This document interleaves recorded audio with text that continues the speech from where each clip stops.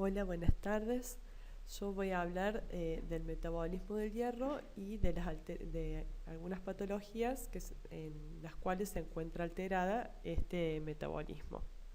Hablando un poquito del hierro, sabemos que es un metal de transición que es muy abundante en la Tierra, pero que se encuentra en pequeñas proporciones en los sistemas biológicos.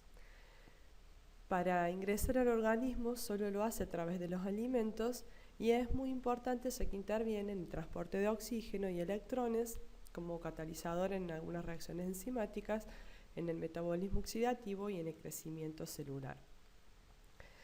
En estado libre, este elemento es un componente demasiado tóxico, por lo tanto es importantísimo el mantenimiento de su homeostasis.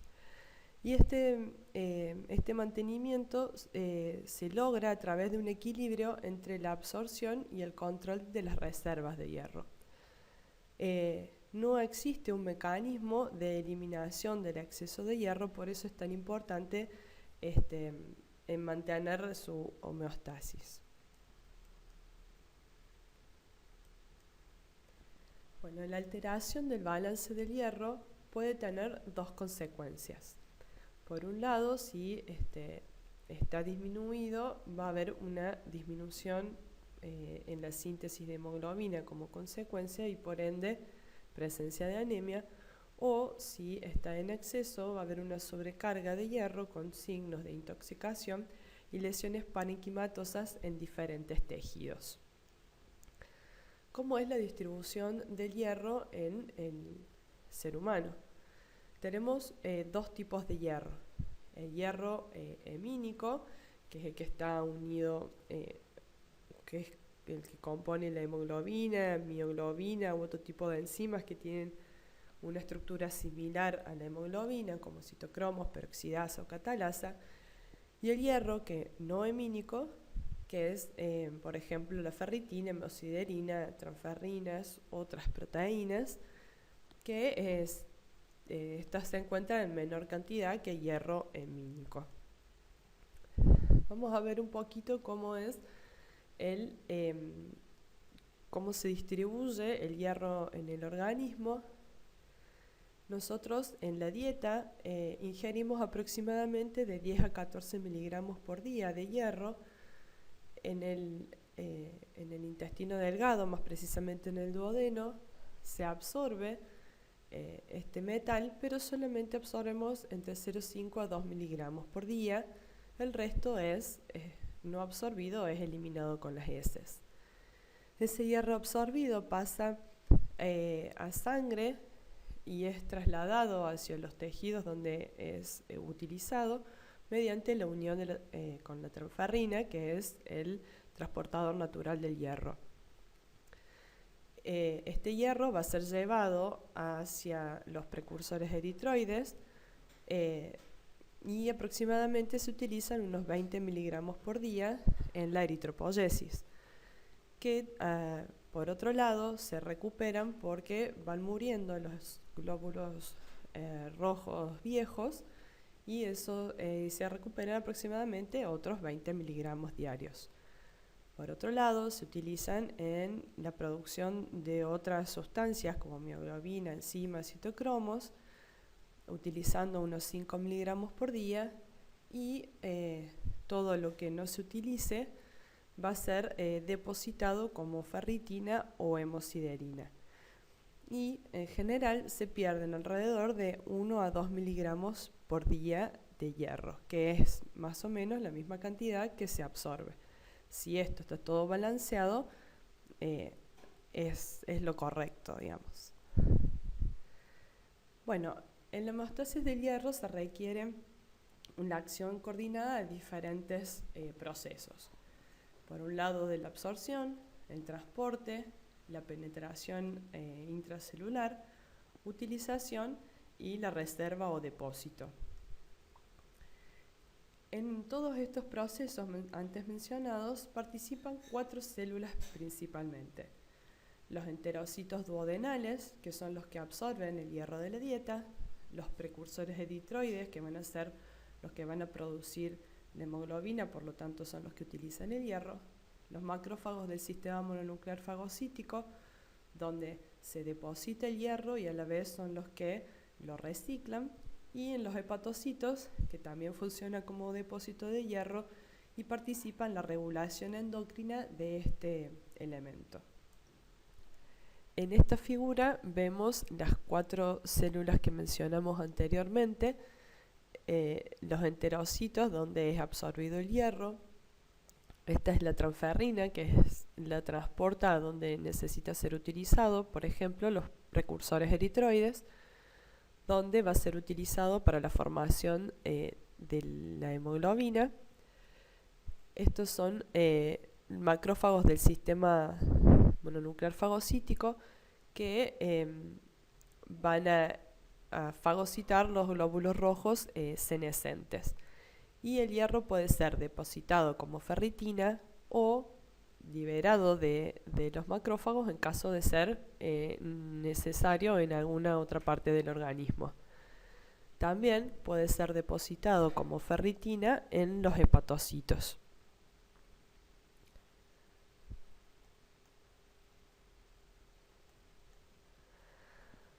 Viendo un poquito más en detalle cómo es la absorción del hierro a nivel duodenal, tenemos 2 formas distintas de hierro que ingresan por los alimentos. Por un lado tenemos hierro unido a un grupo hemo, por ejemplo de las carnes, que es absorbido directamente en la superficie apical del enterocito, un mecanismo no muy bien conocido, y luego por medio de una hemoxigenasa se separa ese hierro del grupo hemo. Por otro lado, el hierro que no es hemínico se encuentra generalmente como hierro 3+, o sea, su forma oxidada, y para ser absorbido necesita ser reducido. Esta función la cumple la citocromo B. Una vez reducido, es internalizado por un transportador de metales divalente al interior celular. De acuerdo a los requerimientos del organismo, este hierro puede ser depositado como ferritina o puede ser transportado hacia el plasma en la superficie vasolateral por medio de una proteína exportadora de hierro denominada ferroportina. Una vez que salió de la célula, debe ser nuevamente oxidado, y esa función la cumple la efaestina.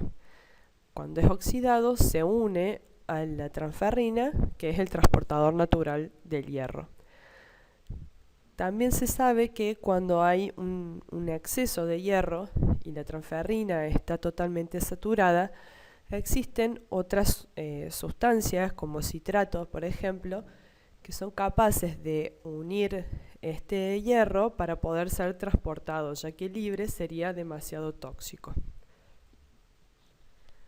Bueno, ¿cómo es la regulación de la absorción del hierro en el duodeno?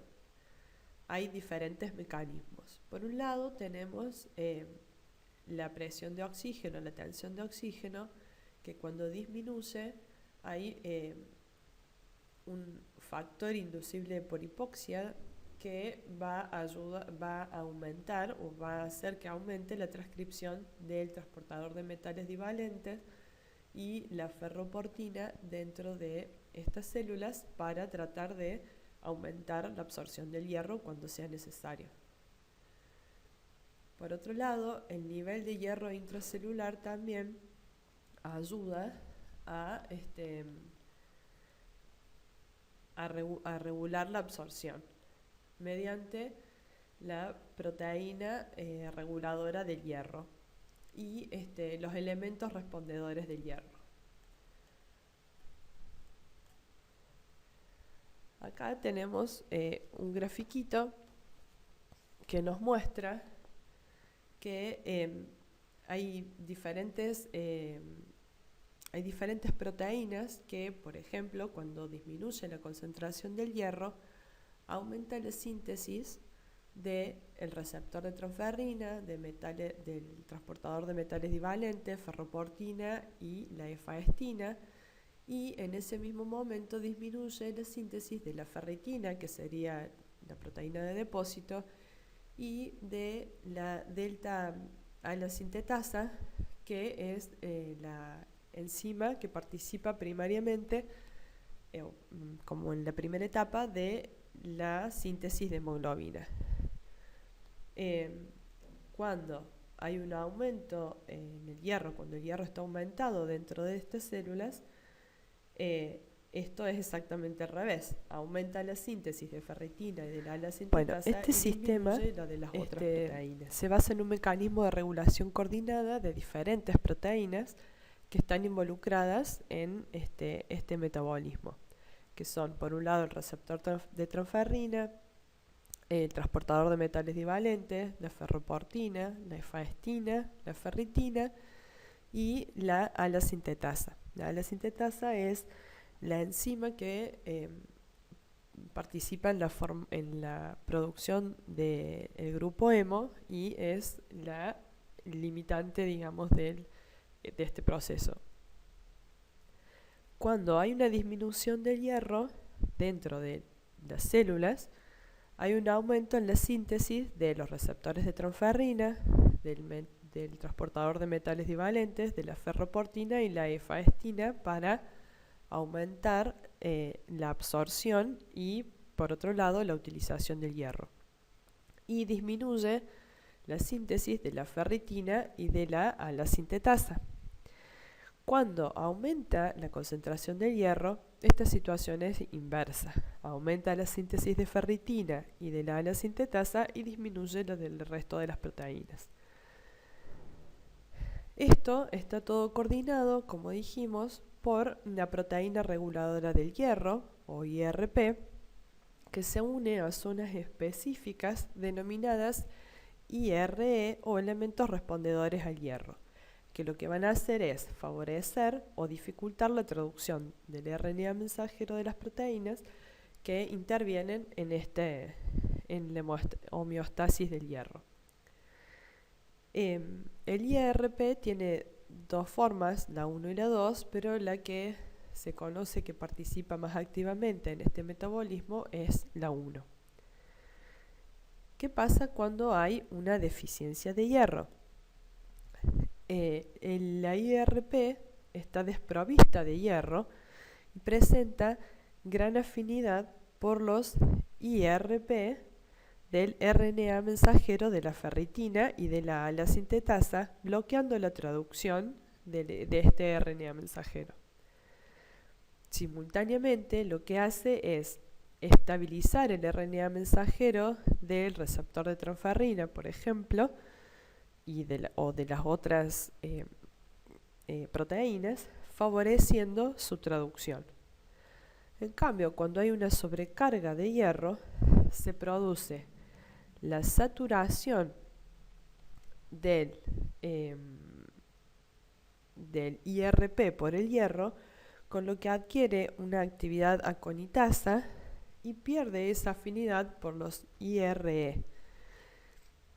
Entonces se desbloquea la traducción de la ferritina y de la ala-sintetasa, aumentando su síntesis, y se degrada el RNA mensajero de las otras proteínas, como por ejemplo el receptor de transferrina.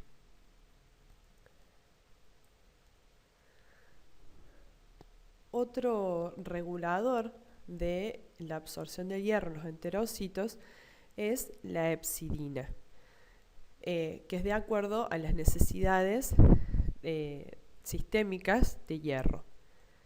¿Qué es la hepcidina? Hace aproximadamente una década y media se conoció o se descubrió, mejor dicho, un péptido de síntesis hepática que tenía una función antimicrobiana que participaba en la regulación del hierro. Este aumenta su expresión en presencia de interleuquina 6 o interleuquina 1 en procesos inflamatorios. Bueno, esta es un poquito la molécula. Volviendo a la figura que vimos anteriormente, que habíamos visto las cuatro células participantes en este metabolismo, la hepcidina va a actuar principalmente sobre los enterocitos duodenales y sobre los macrófagos. Es liberada por el hígado, ¿sí? Y lo que va a hacer esta molécula, o cómo actúa, digamos, para poder regular el hierro, es uniéndose a la ferroportina, ya sea en la membrana vasolateral de los enterocitos o la que está presente en los macrófagos del sistema mononuclear fagocítico. Al unirse la hepcidina a la ferroportina, esta es ingresada a la célula y degradada. Entonces, al ser degradada, obviamente no puede ser liberado el hierro que está dentro de las células. Esa es la participación de la hepcidina en este metabolismo. Ya vamos a ver después, un poquito más adelante, cómo participa en el resto del metabolismo. En cuanto a los precursores eritroides, es el principal sitio de utilización del hierro. Estos expresan altos niveles de receptor de transferrina, ¿sí? Porque mediante este receptor el hierro es internalizado a los precursores eritroides para poder formar el hemo. Vamos a ver un poquito cómo es la internalización. Este es el receptor de transferrina. Esta es la transferrina con las moléculas de hierro. Recordemos que cada molécula de transferrina puede unir dos moléculas de hierro. Esto se forma una vesícula, ¿sí? Con el receptor de transferrina con la transferrina. En el endosoma empiezan a ingresar protones, se acidifica este endosoma y cuando está acidificado, ese hierro es liberado de la transferrina, es exportado fuera de la célula mediante el transportador de metales divalentes. Esa vesícula vuelve a unirse a la membrana plasmática y la transferrina es liberada como apotransferrina para poder unirse nuevamente a otras moléculas de hierro. Este sistema IRP y IRE que estuvimos hablando también está presente en los precursores eritroides y van a regular la estabilidad del ARN mensajero del receptor de transferrina y de la ala sintetasa en lugar de la ferritina, como en el caso que mencionamos previamente. La producción del hemo requiere hierro que esté unido a transferrina. En caso de que estuviera en exceso, como dijimos que se podía unir a otras sustancias para poder ser transportado, ese hierro no puede ser utilizado por los precursores eritroides. En los macrófagos del sistema retículo endotelial, el hierro es obtenido a través de la fagocitosis de los eritrocitos senescentes. Este hierro puede ser, por un lado, depositado como ferritina o exportado a circulación en caso de ser necesario. El sistema IRP-IRE incrementa la traducción del ARN mensajero de la ferritina en respuesta al hierro celular. O sea, si está aumentado el hierro celular, va a producir más ferritina. Y estos niveles séricos de ferritina, que puede ser secretada, reflejan la producción de la misma y por ende de los depósitos de hierro. Por eso, cuando medimos ferritina, decimos que estamos viendo cómo están los depósitos del hierro. En cuanto a los hepatocitos, dijimos que también era un importante sitio de depósito del hierro en forma de ferritina o hemosiderina. Es el que produce la hepcidina, y la producción de hepcidina va a estar regulada por inflamación, el estado de hierro general, la actividad eritropoyética y de la tensión de oxígeno. En este gráfico podemos observar las cuatro cosas que mencionamos recién: la eritropoyesis, el estado férrico, la tensión de oxígeno y la inflamación, que por diferentes mecanismos actúan sobre el gen de la hepcidina, que es el HAM, de diferentes maneras. La eritropoyesis, por mecanismos que no se conocen todavía muy bien, pero cuando hay un requerimiento de eritropoyesis, regula en forma negativa la producción de la hepcidina para permitir así la mejor absorción del hierro y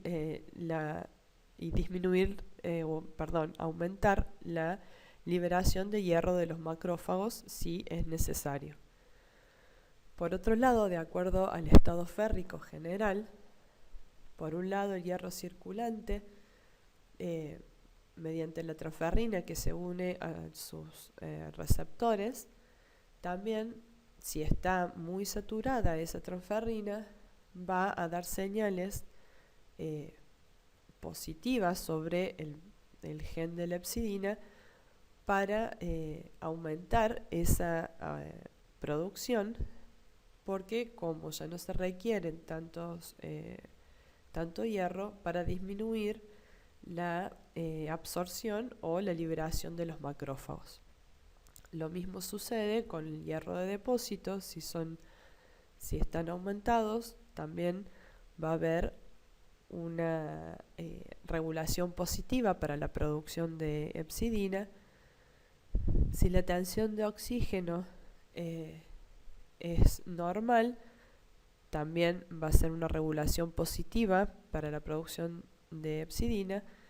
Y, por ejemplo, en la inflamación, que es generalmente está estimulada por la producción de interleuquina 6, que está aumentada en los procesos inflamatorios mediante la unión a su receptor, y todo el sistema JAK-STAT también estimulan la producción de hepcidina. Entonces, en general, todos estos factores estimulan la producción de hepcidina. Ahora vamos a ver un poquito acerca de los trastornos del metabolismo del hierro. Y principalmente una de las alteraciones más comunes de este metabolismo es la anemia ferropénica. Bueno, la anemia ferropénica es el descenso de la concentración de hemoglobina secundario a la disminución de la concentración de hierro en el organismo.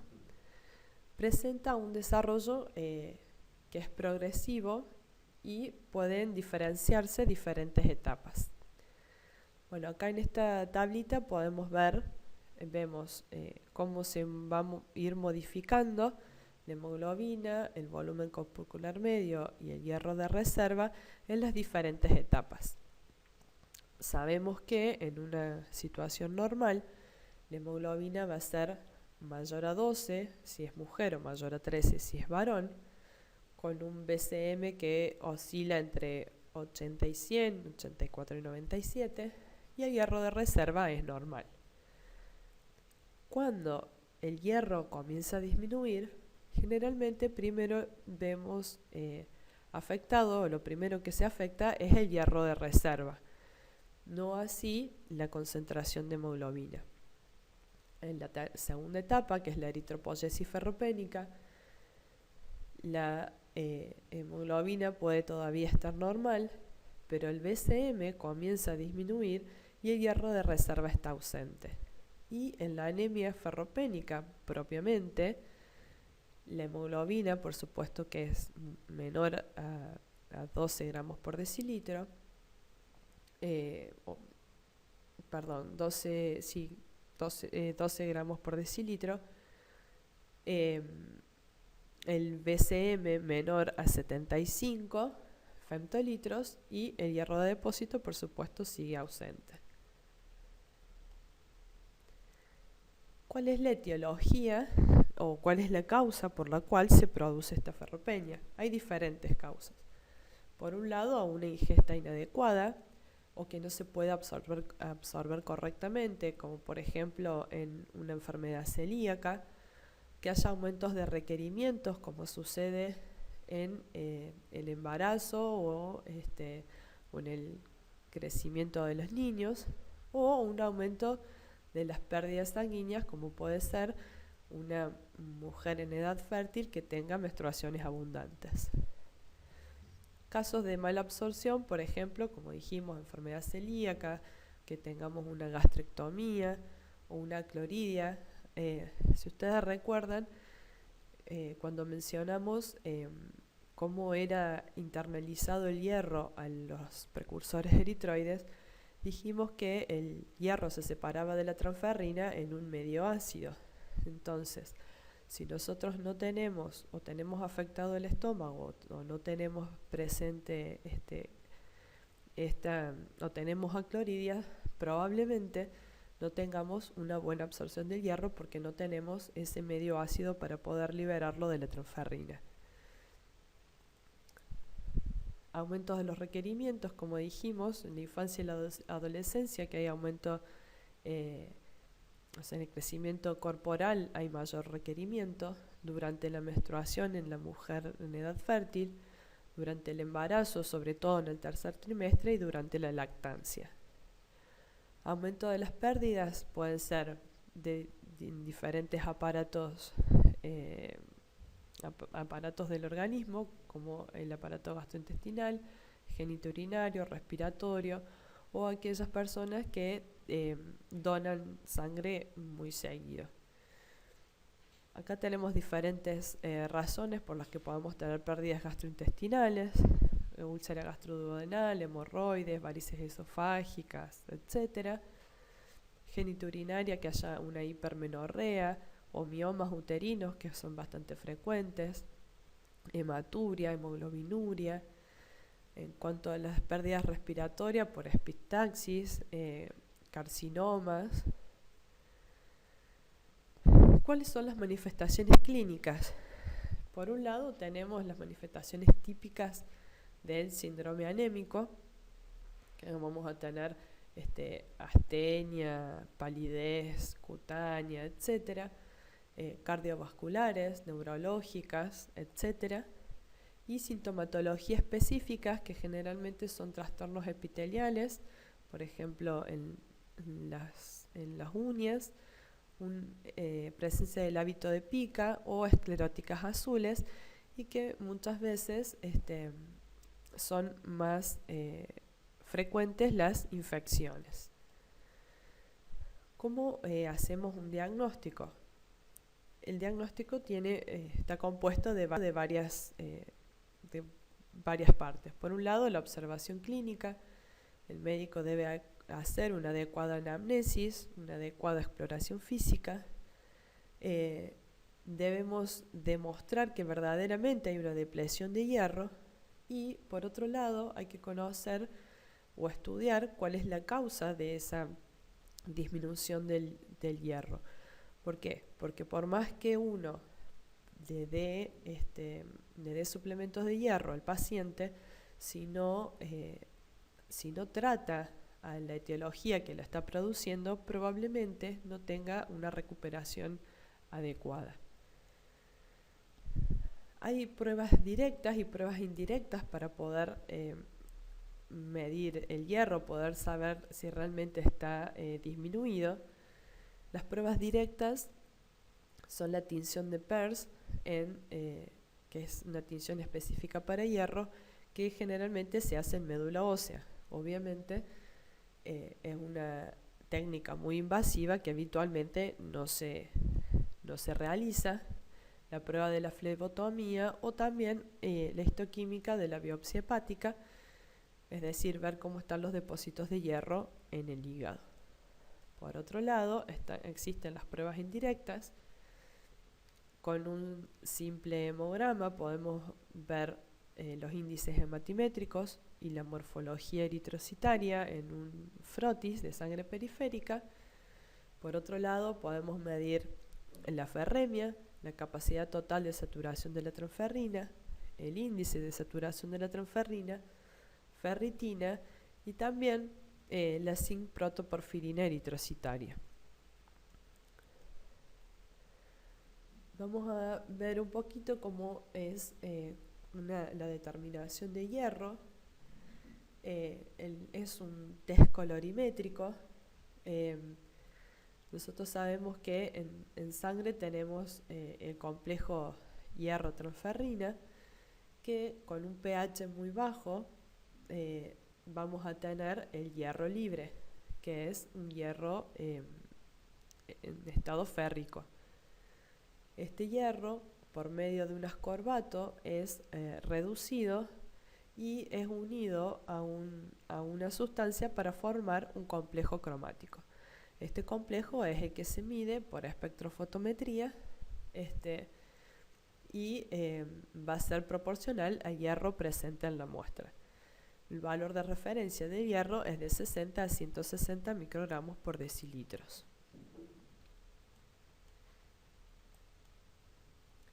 Bueno, en cuanto a la obtención y preparación de las muestras, es necesario suero, o también podemos utilizar plasma heparinizados en ayunas. Hay que tratar de separar las muestras del paquete globular dentro del lapso de 1 hora de tomada la muestra, y no deben quedar restos de glóbulos rojos, ya que si por ejemplo uno frizara esa muestra, al descongelarla se hemolizan estos glóbulos rojos y nos contaminarían la muestra. ¿Qué limitaciones o qué interferencias tiene esta determinación? Por un lado, la hemólisis, que no tiene interferencias hasta un límite de 80 miligramos por decilitros, o sea que con una mínima hemólisis realmente podemos tener interferencias.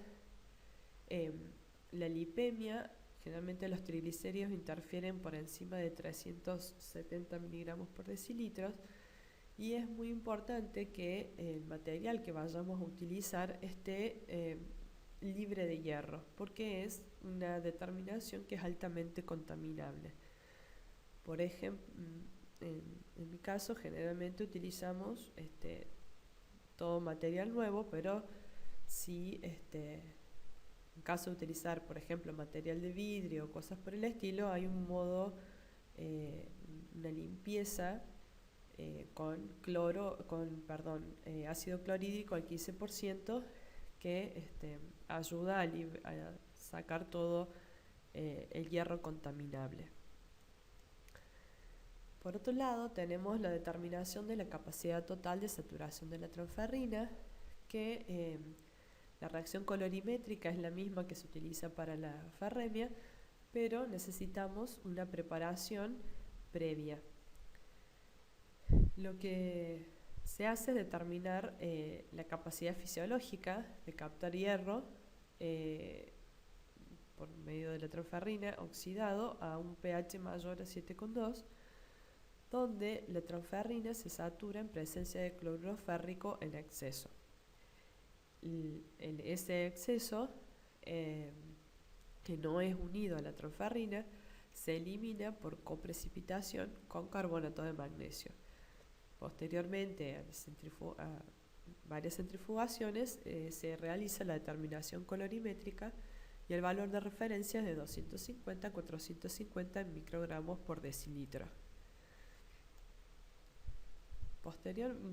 Con eso podemos calcular el índice de saturación de transferrina, que es el hierro sérico unido sobre la transferrina por 100, y eso nos da, tenemos un valor de referencia entre 20 y 50%. Recordemos que con el hierro lo que hacemos, primero medimos el hierro. Cuando medimos la transferrina o la capacidad de saturación de transferrina, medimos el hierro sérico más el hierro que saturó esa transferrina. Entonces tenemos una medida indirecta de la transferrina. También podemos medir la ferritina, que dijimos que tenía una buena correlación con los depósitos de hierro, y se utilizan diferentes técnicas como la electroquimiluminiscencia, ELISA, y el valor de referencia en los hombres es de 20 a 320 nanogramos por mililitro y en las mujeres de 9 a 120 nanogramos por mililitro. También se podrían medir los receptores, el receptor de transferrina, que hay una forma soluble de estos receptores y que sabemos que aumentan su concentración cuando la eritropoyesis está disminuida por la disminución del hierro. También se encuentra el aumentado de los neonatos, pero que va disminuyendo hasta la adolescencia y se determina por inmunoanálisis. Ahora vamos a hablar un poquito de la anemia de procesos inflamatorios, que es otra patología en donde se encuentra afectado el metabolismo del hierro. ¿Cuál es la fisiopatología de esta anemia? Hay una alteración en el tránsito del hierro en el sistema reticuloendotelial, hay una inhibición de la eritropoyesis, disminución de la respuesta a la eritropoyetina y también una disminución de la vida media del eritrocito. Como en este grafiquito podemos ver que por diferentes causas, por ejemplo, presencia de microorganismos o células malignas o una desregulación autoinmune, los monocitos activan a las células T y se liberan una serie de citoquinas. Estas citoquinas, principalmente la interleuquina 6, ahí dijimos que la interleuquina 6, procesos en presencia de inflamación, iban a regular en forma positiva la producción de la hepcidina en el hígado. Por otro lado, la interleuquina 1, que también es liberada por los monocitos, por un lado va a hacer que aumente la producción de ferritina y por ende que aumente el hierro de depósito, va a actuar sobre el riñón inhibiendo la producción de eritropoyetina y por otro lado va a inhibir directamente la eritropoyesis. El factor de necrosis tumoral alfa va a aumentar la degradación y fagocitosis de los eritrocitos senescentes y también va a inhibir la producción de eritropoyetina y de la eritropoyesis. Por otro lado, los linfocitos T activados van a liberar interferón gamma, que va a actuar también sobre la producción de eritropoyetina y de la eritropoyesis, pero también va a actuar en forma negativa sobre la ferroportina, es decir, que no va a dejar que se libere hierro de los macrófagos y activa, digamos, al transportador de metales divalentes para que ingrese más hierro. Esta hepcidina, que está estimulada por la interleuquina 6, va a ir a actuar, como dijimos, sobre los enterocitos duodenales, ¿sí?, para frenar la absorción, ¿sí? O sea, va a disminuir la cantidad de ferroportina. Por lo tanto, el hierro que es ingresado al enterócito no puede trasladarse a plasma.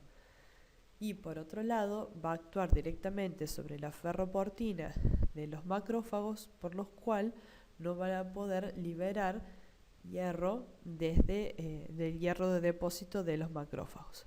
Todo eso va a hacer que haya una disminución del hierro circulante, ¿sí?, porque no deja que se absorba ni que se libere de los depósitos.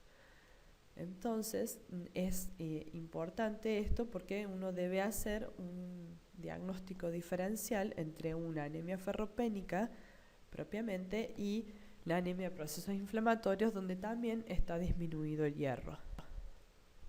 Pues en este cuadrito podemos observar cómo se encuentran los diferentes parámetros entre diferentes anemias microcíticas hipocrómicas, como son la anemia ferropénica, la anemia inflamatoria, que puede ser normocítica o normocrómica, o en algunas situaciones puede llegar a ser microcítica hipocrómica.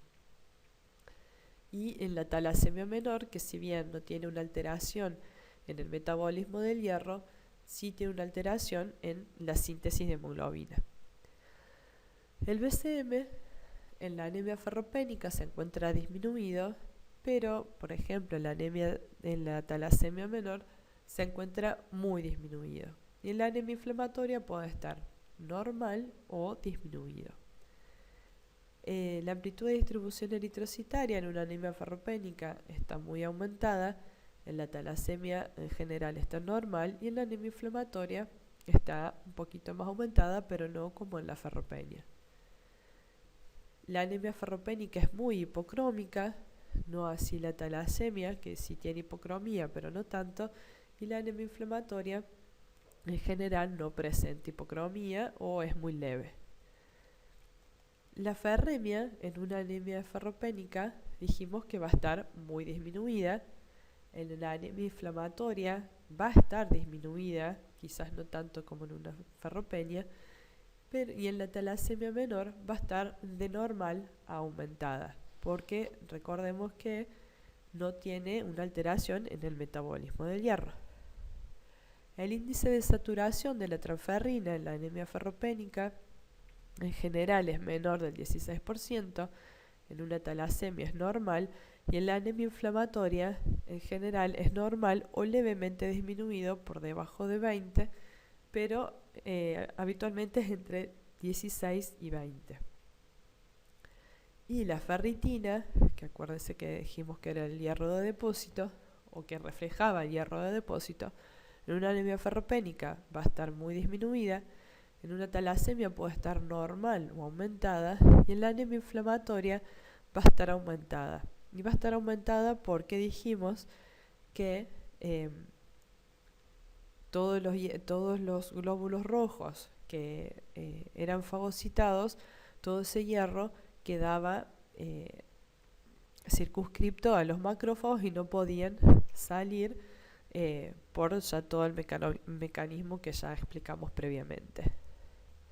Bueno, acá tenemos algunas fotos. Esto es una anemia ferropénica, en que tenemos una hipocromía importante, tenemos presencia de liptocitos que son bastante comunes en una anemia ferropénica, tenemos también presencia de anisocitosis, tenemos glóbulos rojos muy microcíticos y otros no tanto. Esta es una anemia normocítica normocrómica, ¿sí? Tiene una ligera anisocitosis, pero no tenemos hipocromía. Y esta es una talasemia, donde la talasemia, si comparamos los glóbulos rojos con el núcleo de este linfocito, vemos que son todos microcitos, hay presencia de target cells, y bueno, esto es bastante típico de una talasemia. No hay punteado basófilo, que es bastante común, pero en esta foto no se nota, pero es bastante común encontrar en una talasemia menor. ¿Cómo hacemos un pequeño algoritmo cuando estamos en presencia de anemia? Tenemos que evidenciar que hay evidencia clínica o bioquímica de inflamación y tenemos una saturación que es menor al 16%, la saturación de transferrina menor al 16%, tenemos que descartar diferentes causas de anemia y ver cómo se encuentra la ferritina. Si la ferritina es menor a 30 nanogramos por mililitros, estamos en presencia de una deficiencia de hierro. Si la ferritina está dentro de valores normales, entre 30 y 100 nanogramos por mililitro, deberíamos hacer una determinación del receptor soluble de transferrina, hacer calcular este índice, que es el receptor de transferrina soluble sobre el logaritmo de la ferritina. Si esto es mayor a 2, diríamos que estamos en presencia de una anemia de enfermedades crónicas con una anemia ferropénica sumada a la anemia crónica. Pero si ese índice es menor a 1, estaríamos en presencia de una anemia de proceso inflamatorio o crónico propiamente. Si la ferritina está aumentada, mayor a 100 nanogramos por mililitros, directamente decimos que estamos en presencia de una anemia de enfermedades inflamatorias. Hay que tener cuidado porque la ferritina sabemos que es una proteína de fase aguda y que muchas veces está aumentada y no necesariamente por el aumento de los depósitos de hierro. Este algoritmo fue hecho debido a que muchas veces se solapa la anemia ferropénica con la anemia de procesos inflamatorios. Entonces una manera de diferenciar qué tipo de anemia es siguiendo este algoritmo. ¿Y por qué es tan importante saber cuál de las dos es? Porque en una anemia de procesos inflamatorios no se le debe indicar hierro al paciente, ya que lo único que haríamos es aumentar sus depósitos y no mejorar su ferropenia relativa. Ahora vamos a hablar sobre la sobrecarga de hierro, cuya principal patología es la hemocromatosis, que es la condición clínica de la sobrecarga de hierro. Dijimos que el hierro era muy tóxico si estaba libre en el organismo, y el exceso de hierro provoca peroxidación lipídica, daño oxidativo del ADN, alteración en la función inmune, susceptibilidad aumentada a infecciones virales, y es un nutriente esencial para la proliferación de células neoplásicas. Es decir, que si estamos en exceso de hierro, podemos afectar a diferentes órganos. Bueno, la hemocromatosis la podemos clasificar como primaria o hereditaria, y generalmente están relacionadas a diferentes genes que participan en el metabolismo del hierro. Por ejemplo, el gen HFE o la de tipo 2, que está relacionada a la hemojuvelina o al receptor de transferrina 2, etc. Por otro lado, la secundaria, que puede ser debido a anemias de tipo congénitas, como por ejemplo una talasemia mayor, una anemia sideroblástica, donde hay eritropoyesis inefectiva, o anemias hemolíticas crónicas. Otra que también es de tipo congénita, que es atransferrinemia, que es la falta de transferrina, por ende no podría ser utilizado el hierro por los precursores eritroides, ya que no hay presencia de transferrina. Y hay otras que son de tipo adquiridas, como por ejemplo cuando hay muchos requerimientos transfusionales, como por ejemplo en los síndromes mielodisplásicos, o por porfiria cutánea tardía, enfermedades hepáticas, etc. Acá vemos un cuadrito donde habla de la clasificación de las diferentes hemocromatosis primarias, qué gen está afectado, cuál es el producto que está afectado. En general son de una herencia autosómica recesiva, excepto la que tiene alterada la ferroportina, que es autosómica dominante.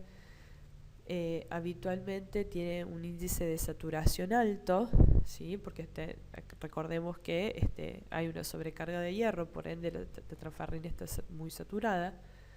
Esto se puede detectar en forma temprana. En la tipo 4, que es donde está alterada la ferroportina, se puede detectar en estados más avanzados. En general, el depósito de hierro se produce en el parénquima del hígado. En cambio, en la tipo 4 se da en el sistema retículo endotelial. La tipo 1, que es la más común, el daño de órgano es variable. En la juvenil es muy importante el daño de los órganos. La relacionada al receptor de transferrina es muy parecida a la tipo 1, y la ferroportina no tiene tanto daño de órgano. La anemia, en general no hay presencia de anemia, excepto en la de la ferroportina, y todas se dan el comienzo de los síntomas a partir de la cuarta, quinta década de vida, mientras que en la juvenil se da en las décadas más tempranas, por eso se denomina juvenil. Acá vemos dos grafiquitos, uno normal y la hemocromatosis relacionada al HFE, que es la forma más común, donde vemos que acá hay una liberación de hepcidina normal que va a actuar sobre la ferroportina, tanto de intestino como de los macrófagos, y el hierro va a ser liberado en forma normal o de acuerdo a los requerimientos del organismo. Cuando está mutado ese HFE, la hepcidina no puede ser sintetizada correctamente, y por más que haya una gran absorción de hierro, una liberación excesiva de hierro de los macrófagos, no puede haber una homeostasis correcta. Entonces esa hepcidina no puede o no alcanza para poder frenar esa absorción, y por ende cada vez hay más hierro y se va aumentando tanto en sangre periférica como en los depósitos.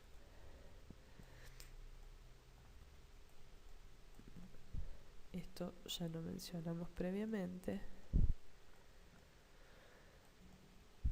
Bueno, la prevalencia de esta enfermedad es mayor en el noreste de Europa. Hay una mutación muy común, que es la más común, que es homocigota del C282I, que es encontrada en 5 de cada 1000 personas descendientes de europeos, sobre todo, dijimos, de los países nórdicos. Esa alteración está presente en la hemocromatosis de tipo 1, donde los hombres tienen más predisposición que las mujeres, y por ejemplo en la hemocromatosis juvenil tienen igual predisposición en cuanto al sexo. Las manifestaciones clínicas es astenia inexplicable, enfermedad hepática, desórdenes endocrinos, problemas cardíacos, enfermedades articulares, y todo eso es debido a que el hierro se va depositando en los diferentes órganos, afectando su funcionalidad. Es una enfermedad con una expresión fenotípica muy variable y está influenciada por múltiples factores. Es decir, que no solamente es necesaria la presencia de la mutación, sino que también depende de todo el ambiente donde se encuentre el paciente. El diagnóstico, laboratorio, se debe hacer una ferremia, una transferrina, índice de saturación. El índice de saturación generalmente da mayor al 70%, con un 90% se dice que hay una alta probabilidad de tener una hemocromatosis. La ferritina debe estar aumentada, generalmente está por encima de los 1000 nanogramos por mililitro. La ferritina eritrocitaria también está aumentada y la excreción urinaria de hierro también está aumentado. Las transaminasas generalmente están alteradas porque hay daño hepático, como ya mencionamos previamente. ¿Cómo hacemos el diagnóstico? Además del laboratorio, es necesario estimar la cantidad de hierro hepático. Existen diferentes métodos, métodos no invasivos como son una tomografía computada, una resonancia magnética o que es una resonancia magnética donde se puede de algún modo cuantificar la cantidad de hierro que no es disponible en todos lados. Y como método invasivo, una biopsia hepática o cardíaca. La que habitualmente se realiza es la biopsia hepática, y lo que se hace es hacerle una tinción de PERS, que dijimos que era una tinción específica para el hierro, y determinar el hierro hepático. Entonces se saca un índice que es micromoles de hierro por gramos de tejido seco sobre la edad del paciente, y si ese índice da mayor a 1,9 estamos en presencia de una hemocromatosis. También se debe hacer un análisis genético para ver si existen mutaciones, por ejemplo la más común que dijimos, la C282I, que se hace por diferentes métodos moleculares, y así se puede determinar finalmente si tiene una hemocromatosis de tipo primaria. También hay que ver si tiene alguna otra patología que esté provocando ese exceso de hierro en el organismo, y si no, descartar por un lado que no tenga ese tipo de enfermedades para poder después estudiar a ver si no es una hemocromatosis primaria. Muchas gracias.